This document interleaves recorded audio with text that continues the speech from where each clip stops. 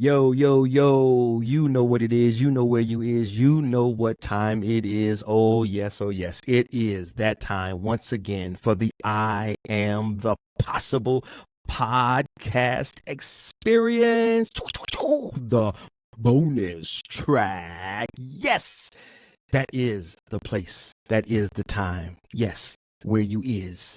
The I Am the Possible podcast experience. Welcome once again into the I Am the Possible universe.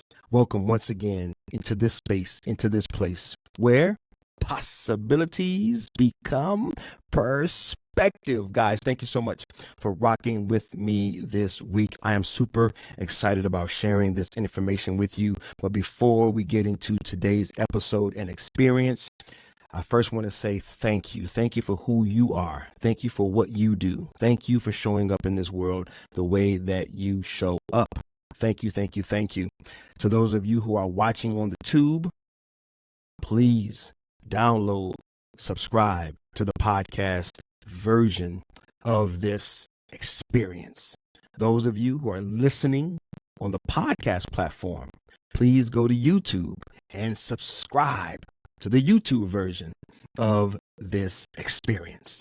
I want to hit you on both sides, and I want to continue to grow and expand and increase my reach with the information that I believe God is giving me, and you can be a part of that. All of that works toward helping these algorithms and all of these little guys behind the scenes.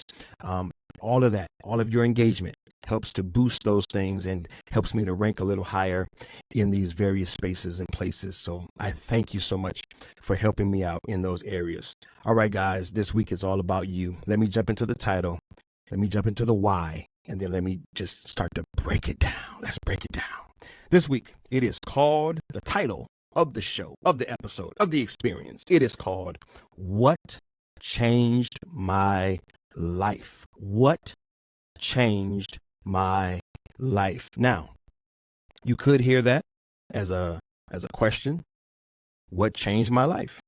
Or you could hear it, and that's really what it is. You could hear it as a statement. What?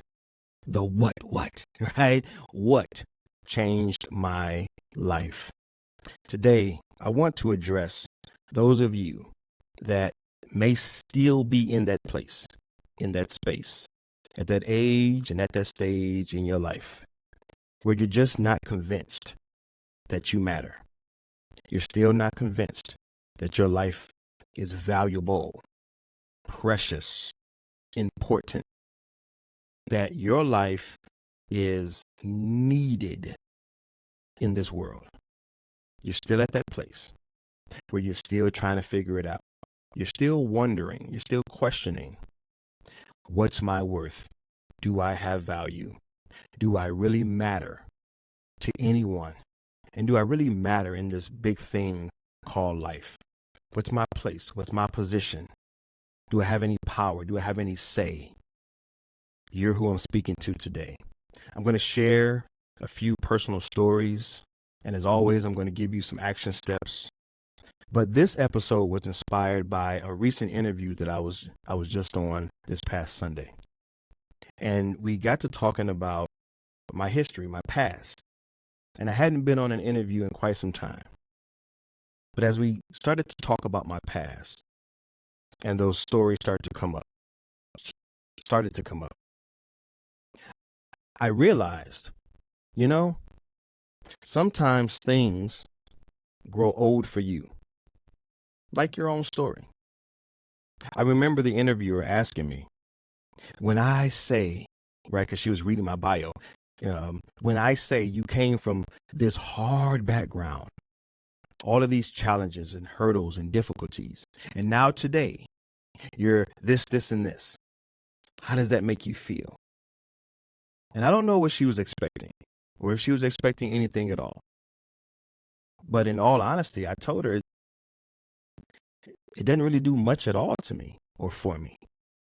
I hear it, but because I am it and I'm living it, it doesn't really impress me.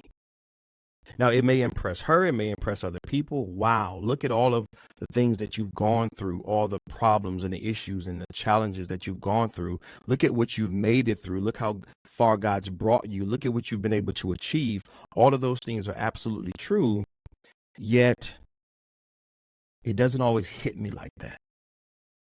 It doesn't mean that it's not powerful, that it's not impressive, and that it doesn't inspire other people. It's sometimes it grows old for you. And in that moment, I realized I haven't shared what the what is in a long time. I haven't shared with my audience, with those who are watching and listening on a regular basis. I haven't gotten into some of that, what in quite some time. And so for those of you who have heard some of these stories before, it'll be a refresher course, right? There's always more to learn. And then for those of you who have never heard some of my stories and, the story behind the what, then this will be new for you, because I think it's necessary, and that it's needed, right? For me to share these stories, from time to time, because again, I don't know who's never heard these stories, and I don't know who this will continue to bless and to inspire. So the first thing that I wanted to share was the history around the what. Mr. What, kind of my little persona came from a friend that was watching one of my Facebook lives. And this was a couple of years ago. And then he had me on his show. And he just started calling me, Mr. What, like that's what he called me, because he was observing me doing my Facebook lives. And he noticed that I would always talk about the what you are, right? We have the who you are and the why you are, but my specialty is in the what you are. I had learned some things. I had read some things. I had been made aware of some things that made me extremely passionate about the what. And so I had been doing this, but not really picking up on it. But he named me Mr. What in his intro to me being on his show, and it stuck. People began to call me that, and people began to see me as that, and it just kind of became a thing, right? But the reason that I got on the topic of the what, because there's three elements to the human existence: what you are, why you are, and who you are. What you are, why you are, and who you are. Why you are is God's intention for you. Who you are is God's identity for you.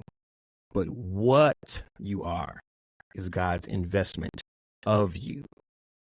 Yeah. See, it's the investment. It's what you are. It's the investment that you represent that creates the value that you have in this world. And so I'm going to share with you three whats, okay? And I call them the what because the way I look at this is, if I was to ask most people, hey, what are you? Most people respond with their job title or their job position. I'm a carpenter. I'm a police officer. I'm a contractor. I'm a public speaker. That's very surface level. In most cases, it's very obvious. It's not very creative, and it's not very inspiring. It's the norm. It's status quo. But I love the imagination, and I love living in the imaginary. And so God blessed me with this gift to be able to see not only into my own personal life, but to look into other people's lives and to see the what, that next layer of what you are. Because you are a mom, a dad, you are a carpenter, a police officer, a contractor, a public speaker. You are those things. I'm not denying that. I'm just saying that there's also so much more to be revealed that is currently concealed for a lack of imagination. So when you start to allow God to give you revelation, to inspire your imagination around you, then you can begin to see yourself in ways that you never thought possible.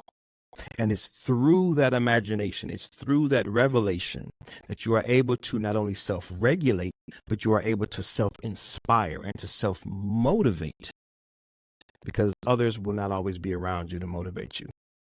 You won't always be able to pick up a book and get motivated. You won't always be able to pray and be motivated.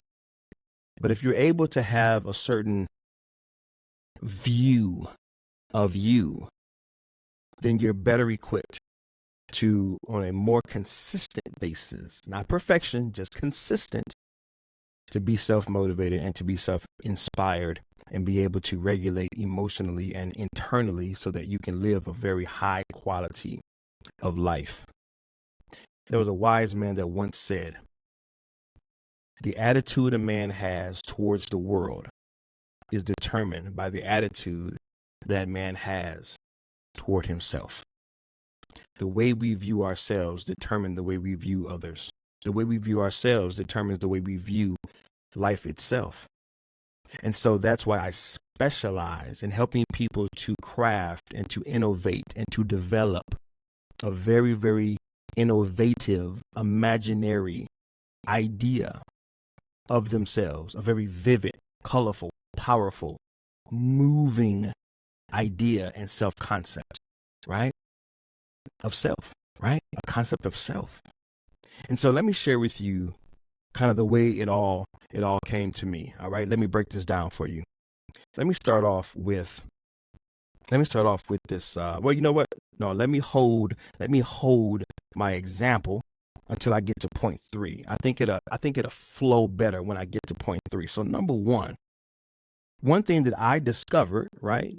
Personal story, had a rough background, out in the streets doing my thing, right? I don't want to take it all the way back to when I was 7, but long story short, I grew up not having a lot of self-worth, self-value because of the things that were done to me, being bullied, being picked on, not having a father in my formative years. Though my father and I have a great relationship now, at that time, I didn't have that connection with my father. Not growing up with a mother, right? At that time, in those formative years, she was hooked on drugs and alcohol. She improved towards the end of her life. There was a lot of healing and reconciliation. So she got better, okay, before she passed away. But in those formative years when I was being influenced the most, right? My mom, my dad, they just weren't there. They just didn't have the capacity. I don't hold anything against them, but they just weren't there for me in that way emotionally. And I was bullied, I was picked on, I was overweight, I stuttered, all of these different complications, right? And so it built in me this idea that I didn't have any value, I didn't have any worth. And so as I got older, I started really getting into crime, selling drugs, breaking into things. I was just a street vandal, right? Just always into something, doing something. And so I found myself right at the crossroad before I got saved. I was in jail for grand theft. And so I was going to go see the judge on Monday, but we had a church service in jail on Sunday. This was before I went to the judge to see what we was going to do. Okay. And so I'm in jail over the weekend. Sunday morning comes and there's going to be a Sunday morning service. So I was invited to this service. And this is where my first what was established. I went into this service not knowing anything about Jesus, not being a Christian, having no faith, anything like that. But they told me a story about Jesus.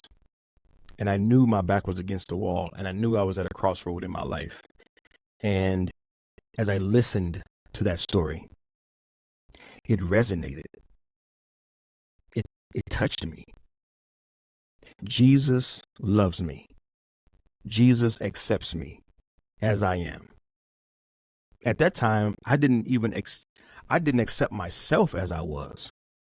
But they told me about a man named Jesus that had his arms wide open, figuratively and literally, as he hung on the cross, right? That's a picture of Jesus' arms being wide open saying, I love you this much. I accept you this much.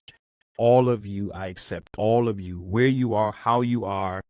I welcome you. And so the first what is I am loved. What I am is loved. I am loved. What I am is someone who is loved by my creator. By my creator. The culture may not love you, but your creator does. I'll say that one more time. The culture, our culture may not love you, but our creator does. And so for me, that was the first revelation. I am loved by my creator. And so just as a side note, some of us have to make that decision. Am I going to continue to subscribe to the culture, or am I going to subscribe to my creator? My creator knows me. My creator created me, wants the best for me. The culture, that's questionable. I don't know if they got good intentions for me. I don't know if they want the best for me. I don't know if they want me to elevate and do well. But my creator does. Why? Why do I know that? Not only because the Bible tells me, but it's also just common sense. If you create something, you want what you created to succeed. If you create something, your deepest desire is for what you created to be successful. You ever watch the show Shark Tank? These inventors that come up with their little baby, they created it, and now they're going to showcase it before the sharks to try to get a deal.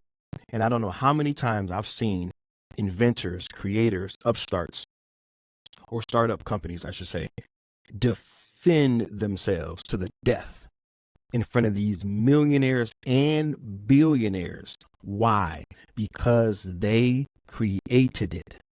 The product, the service, they created it. It was birthed in them first. It came from them. And they don't want anything more than what they created to succeed. The same is true of God. He wants us to succeed. So my first what was I'm loved. All right. Number 2, I've told you guys the story about when we relocated here to Southern California, and I had an opportunity to share a 15-minute message on the life of Jesus, and how Pastor Eric Brown, who's gone on to be with the Lord, he came up to me after I shared, and he said to me, Treveal, you are a teacher. The 5 words that changed my life. Treveal, you are a teacher.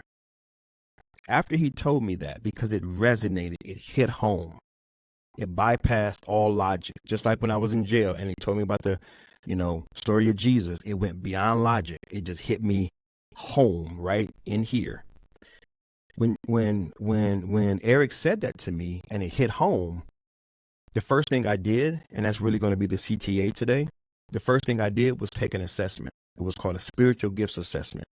And what I learned was, and this is my second, what I am is gifted. The Bible talks about God has given, shared, sprinkled, thrown out, scattered gifts abroad. Every man, woman, and child. If you are breathing, you got a pulse, then you are gifted. You got a gift. You might not know what that gift is, and I can help you out with that, and I'm going to help you out with that, but you got a gift. You got a gift. Let me give you a quick little tidbit. What's that thing that you do or would do if no one paid you? No one has to pay you. No one has to pay you. You just do it anyway. That's one clue. That's one breadcrumb.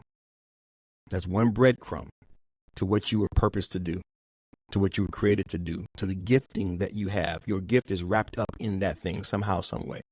It just takes a little discovery, a little time, a little observation, and you can discover it.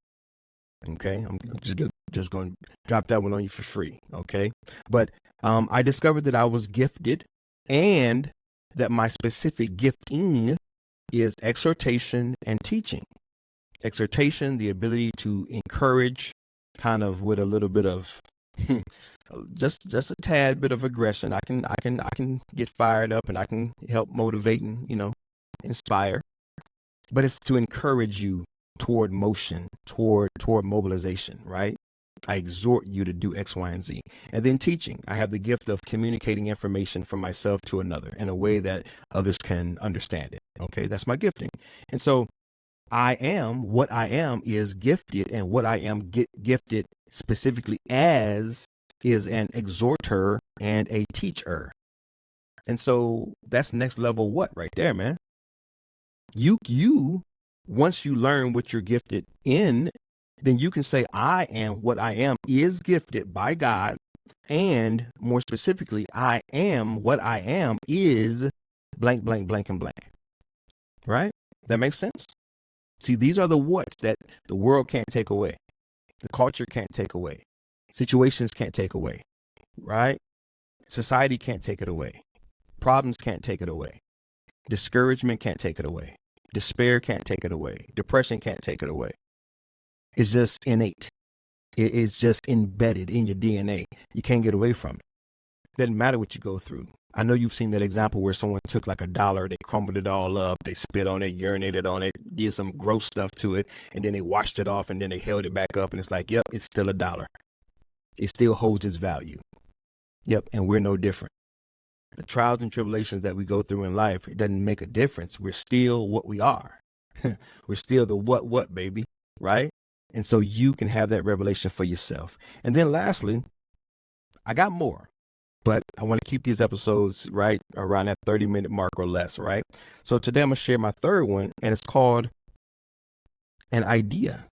And this comes from revelation. This just comes from time spent with God, time in prayer, meditation. God drops it on you, shows you what it is, how it works. And then you're like, yep, I receive it. So the third what is I am an idea. I am an idea. I began in the mind of my creator. And so did you. We're all God's idea. We were all created in the imagination of God. That's our origin story. No, man, I'm from Chicago, like me, right? I'm from the Chi. I'm from LA. I'm from yada, yada, yada. No, where you from, right? We got the what, well, where you from is God's imagination. Where you from is the mind and the heart of God. That's where you really from. Then you were born into an earthly city or state. True, absolutely. Not trying to act spooky and weird. Of course, yes, yeah. But again, we're going to the next level of the what. And the next level of the what says, where did I truly begin? So we are all an idea. And here's what's dope about being God's idea. Any idea that a person has represents one of two things: a solution to a problem, an answer to a question. That's where ideas come from. Ideas are birthed as answers to questions and solutions to problems. That's what ideas are. So you can say of you, I am an idea that began in the mind of my creator. Therefore, I am a solution to a problem, an answer to a question. This is what I am. That is value. That is importance. That is necessary.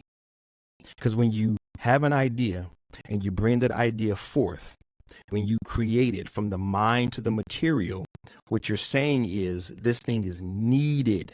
It is necessary for this thing to exist. So you are necessary in this world. This is the evidence. I'm giving you the evidence. I'm laying it right out for you, right? All you got to do is receive this thing, right? So those are the three what's. Now, let me give you this example. We live in a culture where people love to compare. And you can get down on yourself so bad when you start comparing. Oh, I don't look like this person. Oh, I ain't got what that person got. Yada, yada, yada. We always comparing ourselves. Well, let me help you with that comparison. I got some tools over here. I got some instruments. Look at this. I got this knife. Not the cleanest knife. Man, got water stains all on it. My goodness, I could have got a cleaner knife. My goodness, forgive it, brother. Forgive me. But you still got the idea. Got the knife. Yeah, I really could have brought a much cleaner knife. That's ridiculous. Forgive me. Those of you who are watching on the tube. Got a fork? Now that's a lot cleaner, right? Okay, right. We got the dishwasher, man. Sometimes you grab them out the dishwasher, they ain't really as clean as you would like them to be. So, side note, forgive me. All right, so we got the little dirty knife. We got the fork, right? And we got the spoon. All right, spoon's clean too. All right, okay. So we got these 3 utensils. Okay, now in our society, we tend to compare ourselves and get down on ourselves, right? We say, "Oh, I'm this knife. I don't have what the spoon has. Oh, I wish I was a spoon. Oh, the spoon gets to be used to eat cereal and to eat ice cream. Oh, I wish I was a spoon. I wish I was a spoon. Yeah, yeah, yeah, yeah, yeah." Okay, well, see, the thing is, you, Mr. Knife, you are like really needed. Because when Thanksgiving come around and somebody got that turkey, that ham, I know I might be making some of y'all hungry right now, right? Okay, don't pull over. Don't go to McDonald's. Don't do it. Don't do it. Resist. All right, but no, just mess with you. But no, it's right. So we comparing ourselves. Oh, I wish I was this so I could do this right things that this one does. Well, on Thanksgiving, just as an example, we need you, Mr. Knife. We need you because you're going to cut. You're going to cut through that ham. You're going to cut through that turkey. Mr. Spoon can't do that. Mr. Spoon can't cut through the turkey. Mr. Spoon can't cut through the ham. Mr. Spoon can't do that. And Mr. Spoon better not get all bent out of shape and be looking at the fork sideways. Right? Because the spoon wants to look at the fork and compare. Oh, I wish I was a fork. I wish I was a fork. Every time you eat spaghetti, every time you eat noodles, oh, when you eat broccoli, you just, oh, I wish I could do that. No, but don't worry about that. Why? Because, yeah, the fork will show up when it's time to eat spaghetti and pasta and things such as that. But you know what, Mr. Spoon? When it's time to have a nice bowl of ice cream, when it's time to have a nice bowl of Captain Crunchberry, that's my favorite, right? Crunchberry, right? We gonna need you because you are shaped in such a way that we need you. We need you because what you do, Mr. Spoon, in your ability to scoop because of the way that you're shaped, the fork can't come to the rescue when I'm eating ice cream and I'm eating cereal. Mr. Knife, we need you because Mr. Fork can't come to the rescue when it's time to cut through something, right? Mr. Fork, we need you because the spoon can't come to the rescue when it's time to eat some, spaghetti or some pasta, you know what I'm saying? Some fettuccine, right? With the chicken, right? I hope you guys are getting my point. We have been so conditioned to compare ourselves with other people because they're shaped a certain way. And because we've never learned and discovered our shape and the value that our shape has in society, then we're stuck comparing ourselves to those in the culture and never finding a place of contentment within ourselves because we don't know what we are able to do. Remember, the what is your contribution. The what is God's investment of you into the world to provide the world, society, with an ability to do something. As a teacher, God's using me, my ability in the world, to communicate life-changing information. It's not about me communicating. It's about the information that's being communicated through me. But it's being communicated through me because of how God shaped me.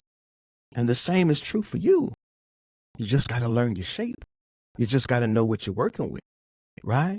Show me what you're working with. You got to show me what you're working with, right? You got to show me what. No, I'm just playing, right? I ain't gonna go there. I ain't gonna go there, right? I don't even know who sang that song. I don't know who did that one, right? But it just came to mind. Show me what you're working with. You got to show me what you're working with. You got to show yourself, right? You got to show yourself what you're working with. You got to discover what you're working with, because the world ain't going to tell you. The world ain't going to tell you what you're working with. The world's going to tell you, oh, if you don't look like this person, if you don't sound like that person, if you don't do what that person does, push you to the back. Well, it's time for you to stop playing the background. It's time for you to come to the forefront. All right. So let me give you guys the CTA. I'm at my 30-minute mark. So give me 2 more minutes. All right, here we go. CTA. I'm going to put some links in these show notes. If you are on the tube, then they'll be in the description. If you are listening on a podcast platform, then they will be in the show notes. If you're getting this through an email, then they will be in the body of the email. However, I can get these things to you, I will get them to you. You are always free to reach out to me at iAMthepossible.com. These are things that I coach. I am a certified coach, and I'm here to serve you. So if you're someone that needs a personal development coach, personal growth coach, right? Get your mind right coach, then I'm your boy. Reach out. Let's get on a call, see how I can help you out. But these assessments can be taken without any assistance. Okay. But if you want that assistance, then I'm here to help you out with that. All right. I can help walk you through it, help you take them, and then help you to craft that idea that I was talking about earlier, and then how to play that out in your personal and professional lives so that you can continue to do just like this. Elevate. All right. So click these links to these assessments, take them. Most of them are free. There's a few that I think may cost a little bit of money, but nothing crazy, nothing that's going to break the bank. But they are so worth taking and discovering more about you. Remember, the way you see the world is determined by the way you see yourself. Okay, so if you improve the idea that you have of you, then you will improve the idea that you have of the world. And when you improve the idea that you have of the world, then the possibilities, they become limitless. They become limitless because you need other people and you need other things that you may not be exposed to or be aware of or be engaged with because you have such a small idea of yourself. All right. Hope and pray that that makes sense. That's it, guys. That's it. I hope and pray that you guys have received some value, some information, some motivation, some insight, just something good, man, that you can use as a seed, sow it in your heart, grow a big old tree of righteousness, a big old tree of motivation and inspiration to catapult you into the life, man, that you envision, the life that God's created you to experience, right? The emotional regulation, just the space and place that God would have you to be in internally and even externally in your life. That's it, guys. That's it. Love you guys, praying for you guys, believing in you guys. This has been another episode, another experience, another bonus track of the I Am the Possible podcast experience. I am your boy, Treveal C.W. Lynch, Mr. What founder of I Am the Possible. And I am here to help you to do what? Here we go. You ready? Let's do it. This is what I'm here to help you to do. Let's regulate right here. Let's innovate right here. Let's elevate right here. And let's continue to be encouraged. And yes, as always, continue to be your possible. God bless.